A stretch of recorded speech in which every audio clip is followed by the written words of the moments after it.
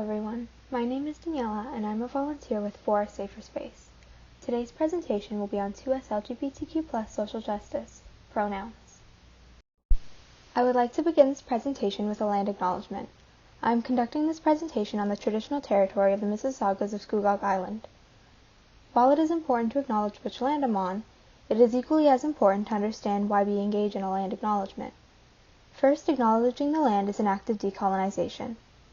Decolonization is an act that aims to reverse colonialism. It is also significant in understanding history and acknowledging history, as well as showing respect for indigenous peoples and their relationship to the land. However, it is important to not only use a land acknowledgement, but to educate ourselves on historical and current issues, stand with indigenous peoples in the pursuit of social justice, and decolonize our thoughts and actions. Today's agenda will include a brief introduction followed by what are pronouns, pronouns and gender identity, important terms, gender-neutral language, common pronouns, misconceptions about pronouns, how to ask about pronouns, why is this important, what happens if I make a mistake, correcting others, and to conclude, resources and key takeaways will be discussed. Pronouns can either refer to general pronouns or gendered pronouns.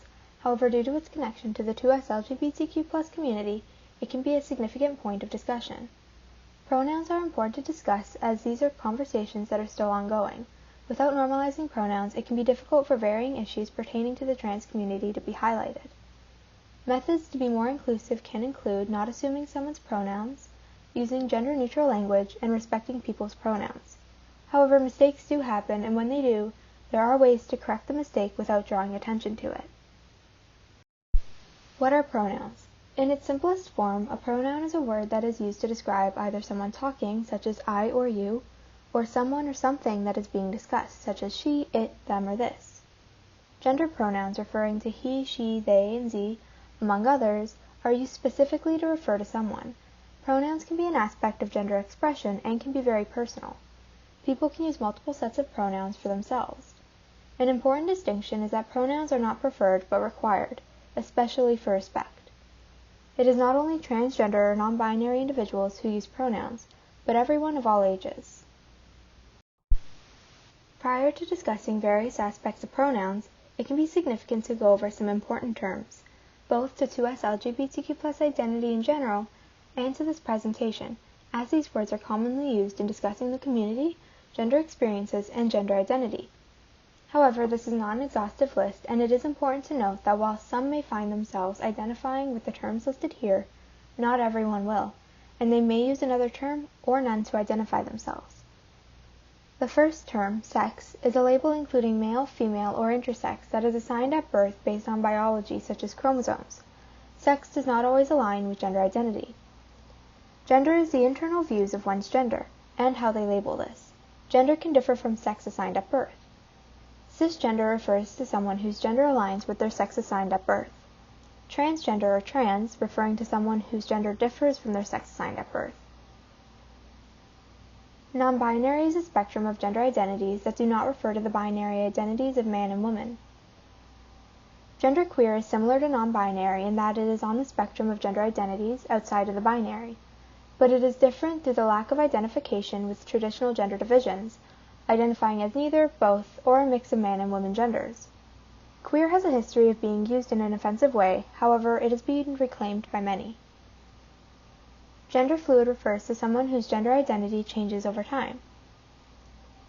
Two-spirit is used by some indigenous peoples to describe someone who has both feminine and masculine spirits. And finally, sexual orientation is a term that differs from every other term in this list. It is important to discuss, however, as there is a large distinction between gender and sexual orientation.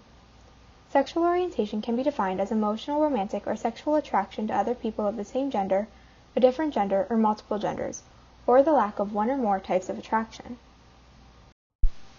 Gender-neutral language. One way to avoid misgendering and to be more inclusive is to use gender-neutral language. For instance, rather than saying boys and girls or ladies and gentlemen, it can be better to say everyone. In the case of certain jobs, correcting from fireman to firefighter would be another example. As well, a common one, hey guys, could be altered to hey everyone or hey all. It can be important to take note of language that is used and find alternative ways to ensure that language is more gender neutral. This action of using gender neutral language can help to signal the acknowledgement of various genders and that certain gendered language can harm others, even when it's not intended to. This next section will discuss common pronouns, specifically covering what pronouns are commonly used, they/them pronouns, neopronouns, and multiple sets of pronouns.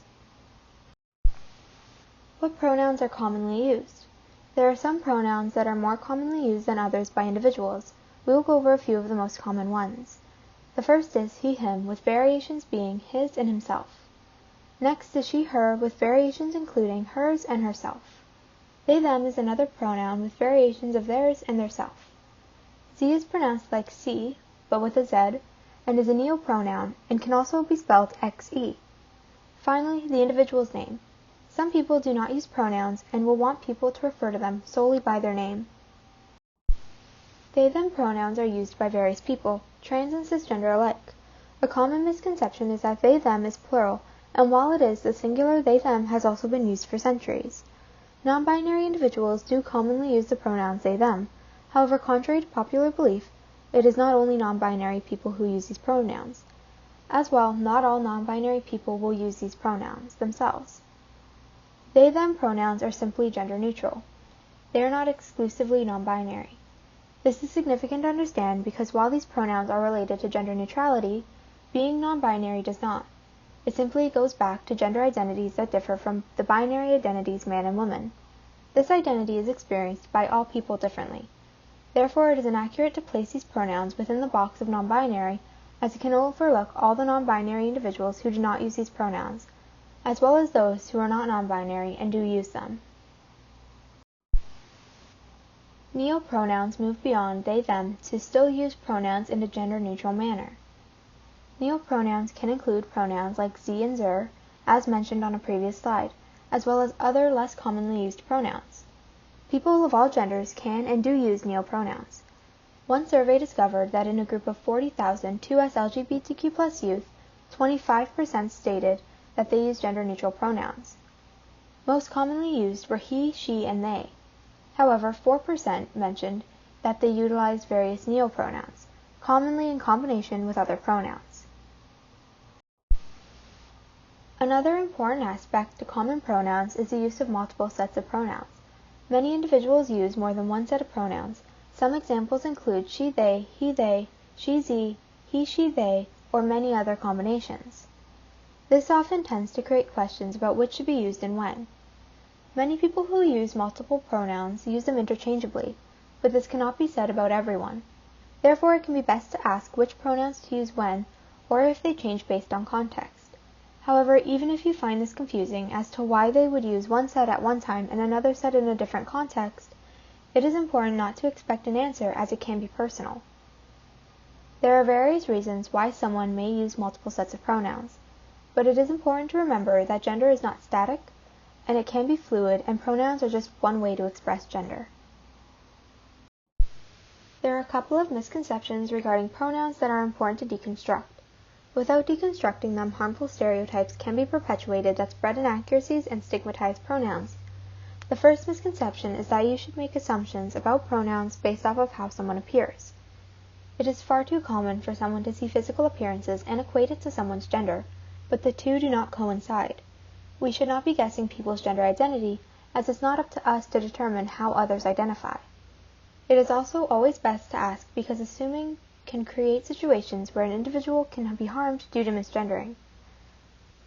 As well, asking people's pronouns goes a long way in working to normalize asking about pronouns and creating safe spaces for people to share their pronouns.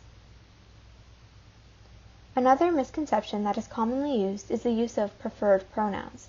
Pronouns are not preferred, they are correct pronouns. The use of preferred can take away from the fact that pronouns are chosen by individuals as they best represent them and their concept of themselves. It can also cause harm, as assuming that pronouns can be preferred opens up room for people to have the mistaken belief that they can use incorrect pronouns to disrespect others and their identities. Finally, the last misconception is that they/them pronouns are only plural. While these pronouns are commonly used in a plural manner, they are not exclusively plural. The singular use of they/them has been common for centuries, and is far more commonly used than people believe. For instance, if someone dropped something on the sidewalk and found it, without knowing who they are, someone might say that someone dropped their wallet. How to ask about pronouns. Since it's best to not assume pronouns, it can be beneficial to ask people about their pronouns. Phrases such as, "What pronouns do you use?" or "Can you remind me of what pronouns you use?" can be beneficial. Even in cases where you have to ask again, it is best to always ask, even if you feel awkward about it, as making an assumption can sometimes result in harm, even if that was never the intention. When doing introductory exercises, commonly done is to ask name, pronouns, and any other icebreaker exercise to ensure that everyone in the group can share their pronouns. Another easy method of asking for pronouns is simply by inviting someone. What do I mean by this? When introducing yourself and sharing your name, also share your pronouns. You don't necessarily have to ask someone to share their pronouns as well, but by having someone share them first, it can open them up to sharing their pronouns with you. When not having a verbal conversation, this is also commonly done through email signatures or social media bios. It is important to note that by asking about pronouns, it normalizes this practice and creates safer spaces for others to share their pronouns, which they may not have had prior. Although, with this said, not everyone may be ready to share their pronouns with others, so if someone does not share their pronouns with a group, you can invite them in private, but ensure you leave room for them to not share if they are uncomfortable with doing so. If someone does share pronouns with you, ensure you know who you can use them with so that you avoid accidentally outing or misrepresenting them. This is also extended to those who may be questioning their gender identity and pronouns they use. In spaces where others may not share, they may not be fully aware, or they're trying to work it out themselves and do not wish to validate pronouns that they don't identify with. In these cases, ensure that you do not pressure them to share before they're ready. Why is this important? It is not always possible to know what someone's pronouns are based off of physical assumptions, and assumptions about pronouns should never be made based off of what gender someone may perceive them to be, because this can be inaccurate. Asking and correctly using someone's pronouns can be an easy way to show respect for them and their identity. Additionally, when people are referred to by an incorrect pronoun, it can cause them to feel disrespected, invalidated, dismissed, isolated, or even dysphoric about their identity, but commonly all of the above. As well, much research demonstrates that inclusive language that shows respect is significant in minimizing experiences of depression, social anxiety, and various other negative mental health concerns among trans and non-binary individuals. Finally, to be cisgender and have people correctly identify your pronouns based on appearance is a privilege, whereas it can not only be harmful, but oppressive and discriminatory to disrespect someone's gender identity. What happens if I make a mistake? The reality is that mistakes do happen, and a lot of people stress about making a mistake or attempt to fix them in ways that do more harm than good, even when they come from a good place. The best way to adjust the mistake is to use the correct pronoun or name and instantly say, "Sorry, I meant," and continue with the correct pronoun or name. If you do not instantly notice that you made a mistake, you can always apologize briefly afterwards. Many people find that they should go into detail about how bad they feel for making a mistake or how difficult it is to get it right. But this is not the right way to go about it, as it can make the individual who was misgendered feel awkward and as though they have to provide comfort, which is not their responsibility. Therefore, when accidentally using the wrong pronouns or name, the best method to use is to briefly apologize and move on, as it does not create any feelings of discomfort or draw attention to the mistake itself. Correcting others. A common question that is asked is what to do if someone misgenders another person. If the individual's pronouns have been made known in the past, it is always important to correct others. It can be important to make this a habit by just stepping in and offering the correction. For instance, if someone uses they/them pronouns and someone says, "I noticed that he always," a simple correction would be to quickly say "they always" in a calm tone. If you talk to the person separately, you can also tell them that you're giving a friendly reminder that someone uses, in this case, they/them pronouns. This is an important step in supporting others, as it takes away the responsibility of correcting misgendering for trans and non-binary individuals, as well as shows others that it is possible to correct people in a friendly way while respecting others' identities. However, it is important to ensure that you know who you can use someone's correct pronouns around, and who you can correct for various reasons, including safety.